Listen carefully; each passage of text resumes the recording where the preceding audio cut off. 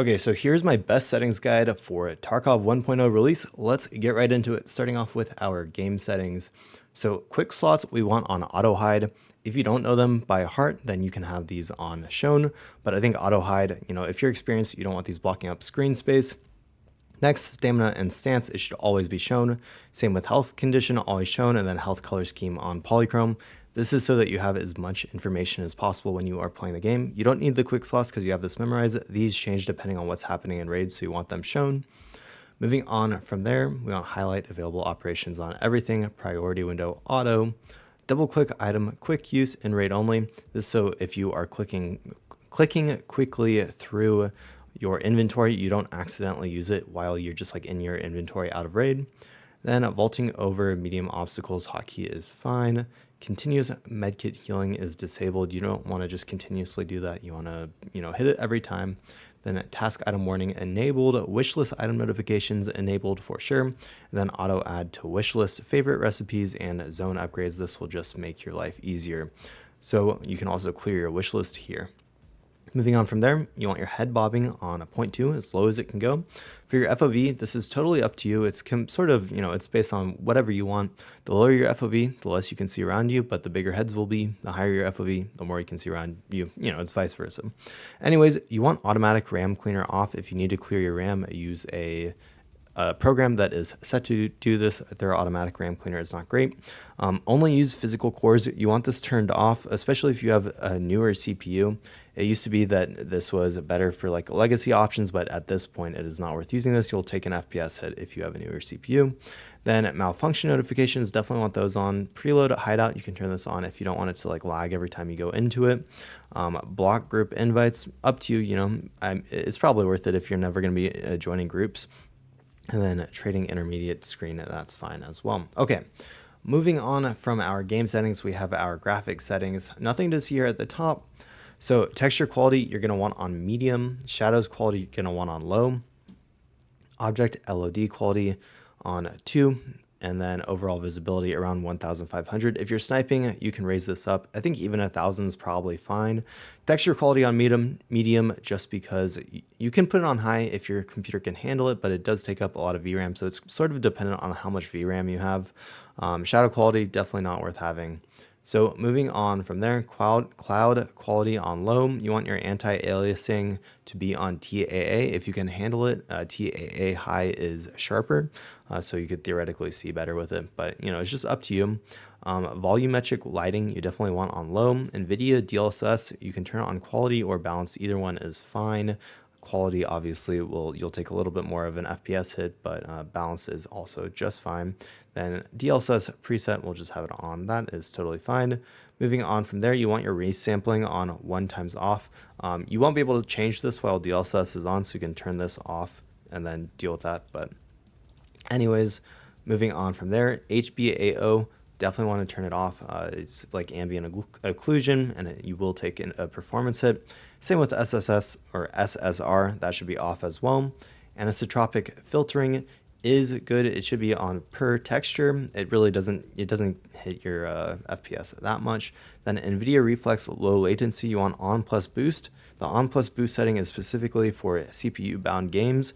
Tarkov is a game like that, so on plus boost is the best for NVIDIA Reflex low latency. I have my sharpness at 0.9. I think it's super solid. Lobby FPS limit and the game FPS limit just pretty much maxed out. These are totally fine. You can also disable the FPS limit if you want, but honestly, especially like on maps like Streets, you're not going to be hitting this unless you have a super nice PC. So I think these are totally fine. You can definitely disable this FPS limit though if you want to. MIP streaming off, and then high quality color, Z-blur, chromatic aberrations, noise, grass shadows should all be off. If you have trouble running Streets of Tarkov, you can mess around with the lower texture resolution mode. Personally, I don't use it because I think the rest of the settings make it runnable, but just keep in mind that that exists, but all those definitely should be off. So moving on from those settings, we have our post FX. I have my brightness. This is more personal preference. You don't have to do what I do. It's completely up to you what you want to do, but I have my brightness on 60, saturation, so like how colorful it is on 40. Clarity, you do want on 0. From what I've read, clarity does affect the performance quite a bit, and I haven't noticed it too much in raid, but clarity is a thing, and you will take a hit if you turn it up. So I have it at 0. I don't think it's too big of a deal. But if you do like want it to be a little bit more, it's okay to turn it up a little bit. So anyway, colorfulness on 60, luma sharpen on 65, then adaptive sharpen on 0. So okay, so moving on from the post FX sound, there's not really much in sound anymore. These are my settings. I have the interface volume down just so that it's less loud when you're in raid and you can actually hear people around you. Chat volume also super quiet. Music volume on 50. A lot of people turn the music off once they get tired of it. Personally, I'm not like really tired of it yet, and I like it for 1.0. It gets me the vibes, so I have it at 50. And then hideout volume is at 20. The music on raid end, you can turn this off if you want. Enable VoIP, sure. And then just your device, noise reduction, etc. You can change all your settings there. Let's get into controls. Those are the actual important things. So moving all the way up to the top, I didn't change any of the moves, right, left, forward, backwards. Those are all fine. I think the smooth lean are, fine as they are as well. And then lean right and lean left, these are the first changes that I have made. So basically you're going to switch them. So lean right is going to be on Q and lean left is going to be on E. And the reason is if you are peeking to the right, you're going to be having your index finger in your left hand on D. And then it's super hard to also hit E to lean to the right. So what you do is if you are, you're strafing to the right, which is D, then you can lean right to look further with Q, which is your ring finger. So you're hitting one key per finger instead of trying to hit 2 keys with the same finger. It makes it a lot easier. So I would it takes a little bit of getting used to, but I'd highly suggest switching them. It just makes your life so much easier. Once I switch these, I have never gone back. It makes strafing around corners, leaning just feel much more natural and just come a lot easier. So definitely switch them. Just try it out. You'll get used to it, I promise. Okay, walk on shift is totally fine. I have caps lock for my sprint. This is so that you can, I like caps lock because, you sprint a lot in this game and caps lock is easier to reach than shift. So moving on from there, space and vaulting are pretty standard. Same with crouch, prone, the side step, and the overhead blind fire, right side blind fire, all pretty standard. Next, walks, pose. I think mouse scroll and C are totally fine. Shoulder transition is the next important one. Mouse 4, super nice for this one. I actually don't remember what the default is, so if it is on mouse 4, I'm sorry. I set my keybinds a while ago, but shoulder transition definitely should be easy. Use this if you're peeking.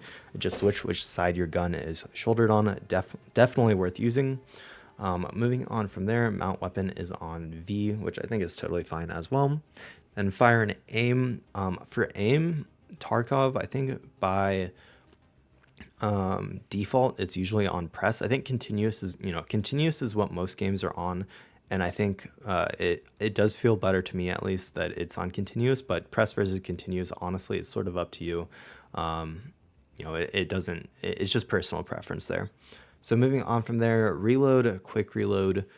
Nothing really to switch here. Just keep in mind that like if you're in a fight, use your quick reload. It's much faster, makes a difference. It'll save your life, and you can always go back and pick up your magazine, or you can just buy another one. Magazines are cheap in this game. Switch fire mode is fine. Just make sure that you're checking your gun is in full auto when you're in game.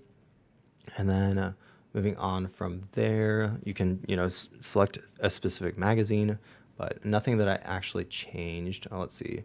Check ammo. Okay, so on the check chamber and fix malfunction, I assume this still works.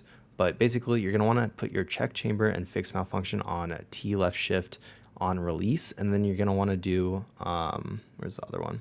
Inspect current weapon on T left shift press. And this way you can just do it with one button. Do weapon malfunctions, deal with them with one button instead of having to like go over, hit L, then hit shift T. This is a lot easier.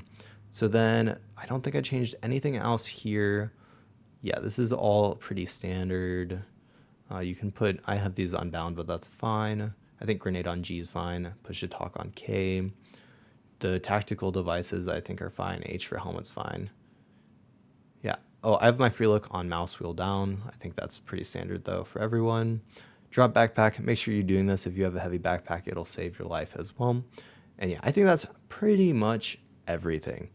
So anyways, that is my best settings guide for Tarkov 1.0. If anything comes out about like, different graphic settings or new post FX that people are loving in 1.0, then I will make an updated guide. But I think for now, those are the best settings. I hope you all found this video helpful. I will have a bunch of guides and other videos coming out on Tarkov in the coming days. So if you found this helpful, please subscribe. It helps me out a lot. Other than that, I hope you all have a wonderful day. Thank you so much for watching it, and I will see you next time.